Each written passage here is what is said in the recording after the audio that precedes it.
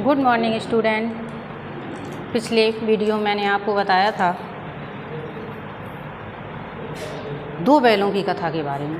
दो बैलों की कथा के मैंने 4 क्वेश्चन आंसर आपको करवा दिए थे और 5 ये आज मैं करवा रही हूँ आपको।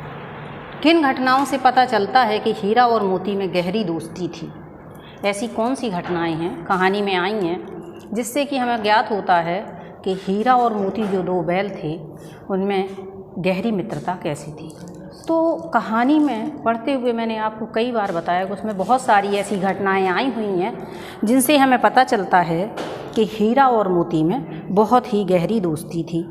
उन दोनों के बीच में कोई ऐसी गुप्त शक्ति थी जिससे वे दोनों बिना बोले ही अपने भावों का आदान प्रदान अर्थात विचार विनिमय कर लिया करते थे।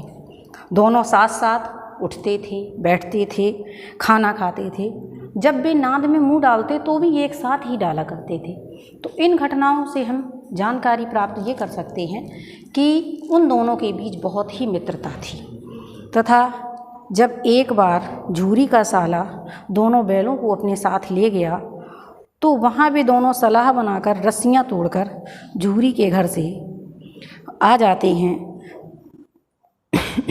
दूसरे दिन गया फिर उन्हें ले जाता है और वह उन्हें हल में जोतता है। जब वे दोनों हल में जोते जाते हैं उस समय क्या करते हैं कि ऐसा कोशिश करते हैं कि जो भार है, वजन है उसका हल का, वो किसी एक पर ना आए, वे दोनों को सामान्य रूप से आए, ऐसी वे कोशिश करते हैं। जब जोते जाते हैं हल में तो विशालकाय जो सांड था उसका मुकाबला करते समय भी वे दोनों आपस में मिलकर उसका डटकर मुकाबला करते हैं। तथा जब एक बार मटर के खेत में भी लोग फंस गए थे तो भी हीरा उसे छोड़कर नहीं भागा था।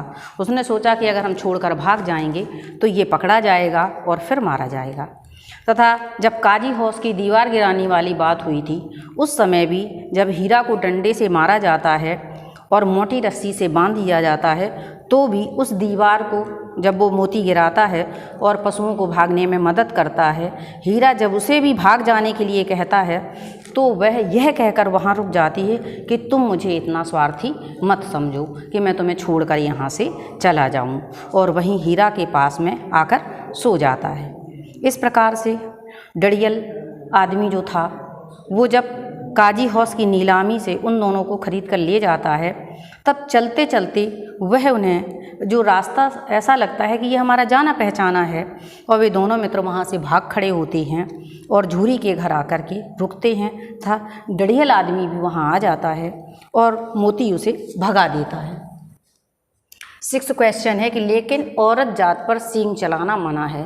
लेखक ने हीरा के इस कथन के माध्यम से स्त्री के प्रति किस सामाजिक विडंबना को इंगित किया है? तो जब हम लेसन रीड कर रहे थे उस समय हमने आपको बताया था कि स्त्री जाति का सम्मान हमारे समाज में होता है और सभी लोग करते हैं। तो वो पशु थे हीरा और मोती, पर उनका भी ये कहना था कि स्त्री जाति पर हमें सींग नहीं चलाना चाहिए, अर्थात हमें उन्हें नहीं मारना चाहिए। और वे दोनों परिस्थितियों के वशीभूत थे, उसके बाद भी उनके स्वभाव में थोड़ा बहुत परिवर्तन आ जाए, ऐसे में वे हीन दृष्टि नहीं रखना चाहते थे। माना जाता है कि हमारा समाज जो है वो पुरुष प्रधान है, फिर भी प्रेमचंद ने नारी के सम्मान की, त्याग की, श्रद्धा की मूर्ति मान करके उसके इस रूप को स्वीकार किया है कि हमें स्त्री को प्रताड़ित नहीं करना चाहिए। नेक्स्ट क्वेश्चन है, किसान जीवन वाले समाज में पशु और मनुष्य के आपसी संबंधों को कहानी में किस तरह व्यक्त किया गया है? किसान जीवन वाले समाज में देखो ऐसा है कि हमारा समाज जो है वो ज़्यादा से ज़्यादा कृषि पर निर्भर है। तो किसान जीवन वाले समाज में पशु और मनुष्य में आपस में बहुत ही घनिष्ठ संबंध है। आपसी लगाव के कारण दोनों का एक दूसरे के बिना रहना दुखदायी हो जाता है।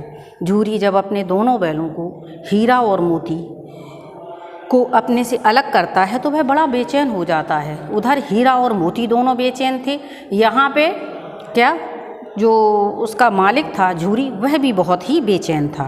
हीरा मोती भी उसके भविष्य में उल्टा ही सोचते, लेकिन जब हीरा और मोती भागकर वहाँ उसके पास में आते हैं, उस समय वह प्रसन्न होता है।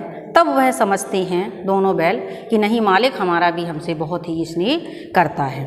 और उसे छोड़कर जाने पर जब बैल चले गए तो हमारे मालिक को भी अर्थात झूरी को भी कष्ट हुआ।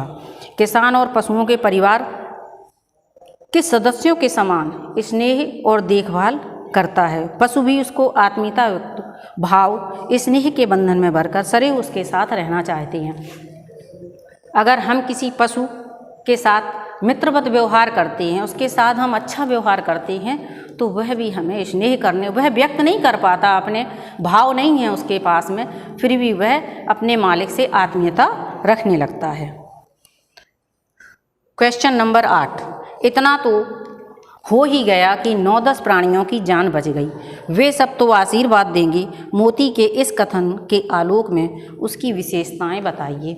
जिस समय इन लोगों को दीवार गिराई है, तो दीवार गिराने पर उन्हों लोगों ने, पता है बैलों ने क्या कहा, बैल ने कि इतना तो हो ही गया कि जब हम ये दीवार को गिरा देंगे हम नहीं भाग पाएंगे, हम भले ही पकड़े जाएं, पर वहाँ जो और बंदी थे पशु, वे तो यहाँ से उन्हें निजात मिल जाएगी, वे तो बंधन से मुक्त हो जाएंगे।